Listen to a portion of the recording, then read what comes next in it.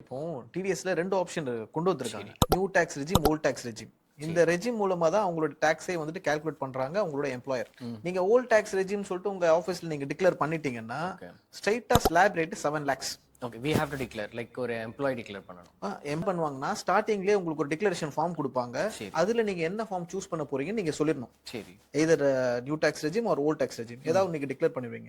If it is old tax regime நீங்க உங்களுடைய டிடக்ஷன்ஸ்லாம் என்னென்னு சொல்லிட்டு நீங்க சொல்லணும். இந்த நான் இன்சூரன்ஸ் வச்சிருக்கேன், எனக்கு வந்துட்டு இந்த எக்ஸ்பென்ஸ் இருக்கு, இதை நான் கிளைம் பண்ண போறேன் அப்படின்னு சொல்லிட்டு அதை பேஸ் பண்ணி தான் எம்ப்ளாயர் டிடிஎஸ் பிடிப்பாங்க.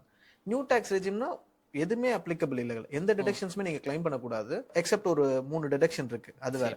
இதை தவிர நீங்க எதுவுமே கிளைம் பண்ண முடியாது. இதோட ஸ்லாப் ரேட் பாத்தீங்கன்னா 7 lakhs நியூ டாக்ஸ் ரெஜிம்க்கு. பிளஸ் இதுக்கு ஸ்டாண்டர்ட் டிடக்ஷன் 75,000 கொடுப்பாங்க. இதை தவிர வேற எதுவுமே கிடையாது. யாருக்கெல்லாம் 7,75,000 மேல இன்கம் வருதோ, சேலரி இன்கம் வருதோ, அவங்களுக்கு அந்த ஸ்லாப் ரேட்ல டிடிஎஸ் டிடக்ட் பண்ணிட்டு அதுக்கான இன்கம் டாக்ஸ் ஃபைல் பண்ணி தான் அவங்க கிளைம் பண்ணிப்பாங்க.